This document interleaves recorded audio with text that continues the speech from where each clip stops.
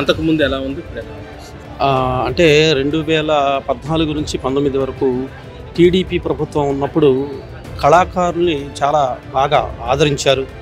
మరి కళలు అభివృద్ధి చెందాయి. గత ప్రభుత్వంలో అంటే గత 5 సంవత్సరాలుగా కళాకారులు చాలా ఇబ్బందులకి లోనయ్యారు. ప్రభుత్వం వాళ్ళకి ఇవ్వవలసినటువంటి బిల్లులు ఇప్పటి వరకు అవి చెల్లించలేదు. గత ప్రభుత్వం రాష్ట్రంలో రోడ్లు పూడ్చడం, గతంలో రోడ్లు ఎలా ఉన్నాయి? చాలా రోడ్లు అసలు ఇంకా ఇప్పుడు మొదలు పెట్టారు. 5 సంవత్సరాల నుంచి అసలు మనకేమీ చేయలేదు రోడ్లు. ముఖ్యంగా నడుచుకుంటూ వెళ్తే వాళ్ళంటే కార్లలో వెళ్ళడం, హెలికాప్టర్లలో తిరగటం కాబట్టి వాళ్ళకి రోడ్లు ఎట్లున్నాయన్న తెలియలేదు.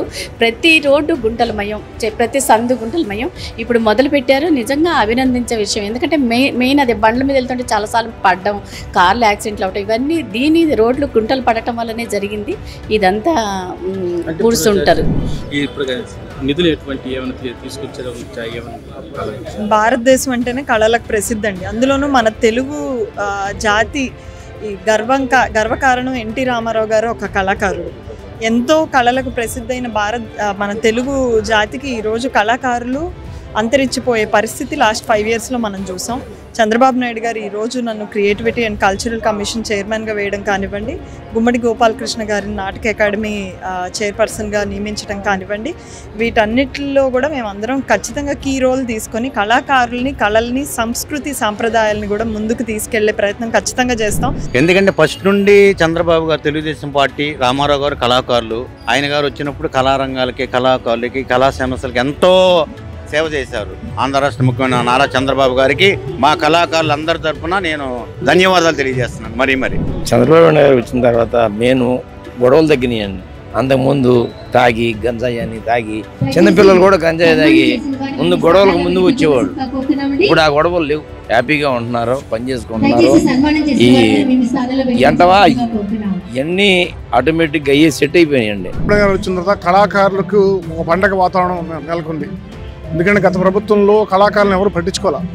ఇక్కడ పేద కళాకారులు, వృద్ధ కళాకారులు ఇక్కడికి వచ్చి దానాలు చేశారు. వాళ్ళని పట్టించుకోవట్లేదు, వాళ్ళని ఎవరు ఆదరించట్లేదని. వాళ్ళకి రావాల్సిన వృత్తి కూడా ఏదో నెలకి ఇంతని పెన్షన్ వచ్చేది, అది కూడా క్యాన్సిల్ చేశారు. చాలామంది చాలా రకాలుగా ఇబ్బంది పడ్డారు. 2014, 2019 వరకు కళాకారులు చాలా గొప్పగా బతికారు.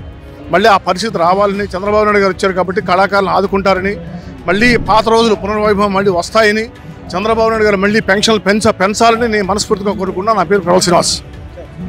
పరిపాలన బాగుందండి. చంద్రబాబు నాయుడు గారు వచ్చిన తర్వాత పరిపాలన చాలా బాగుంది. పవన్ కళ్యాణ్ గారు కూడా బాగా చేస్తున్నారు. గత పరిపాలనకి ఇప్పటికి తేడా ఏంటంటే చంద్రబాబు నాయుడు గారు వచ్చిన తర్వాత ఇక లంచాలు గించాలు ఏం ఉండలేదు. రోడ్లు కూడా నిదానంగా చేస్తున్నారు. ఆయన అనుకున్నది 3 నెలల పెన్షన్ ఒకసారి ఇచ్చేస్తున్నారు. ఒకసారి శనివారం నాడు 1st తారీఖు ఆధారం 1st తారీఖు వస్తే శనివారం నాడు ఇచ్చేస్తున్నారు. చంద్రబాబు నాయుడు గారి పరిపాలన నెంబర్ 1గా ఉంది. మాకు కళాకారుల పరిస్థితి ఎలా ఉంది? గతంలో ఎలా ఉంది, ఇప్పుడు ఎలా? గతంలో అంటే అండి 2 రాష్ట్రాలు విడిపోయి ఒక రాష్ట్రం అమరావతి అయిన తర్వాత చంద్రబాబు నాయుడు గారు ముఖ్యమంత్రి అయితే నాటక కళారంగం అసలు ఎంత అద్భుతంగా నడిచిందండి. 3 పువ్వులు 6 కాయల్లాగా. ఆ రోజున అఖిలప్రియ గారు మినిస్టర్గా చేసినప్పుడు ఎవరు వెళ్ళినా సరే మీరు ఈ కార్యక్రమాలు చేసుకోండి అని చెప్పి మాకు ఆ రోజుల్లో అంత సహకరించారు ఆవిడ. గత 5 సంవత్సరాలు చెప్పడానికి ఏమవుతుందంటే మేము ఎంతోమందిని కలిసాము. కొన్ని వందల కార్యక్రమాలు మా సొంత ఖర్చులతో కళారంగం బతకాలి అనే ఉద్దేశంతో మేము చేశాము.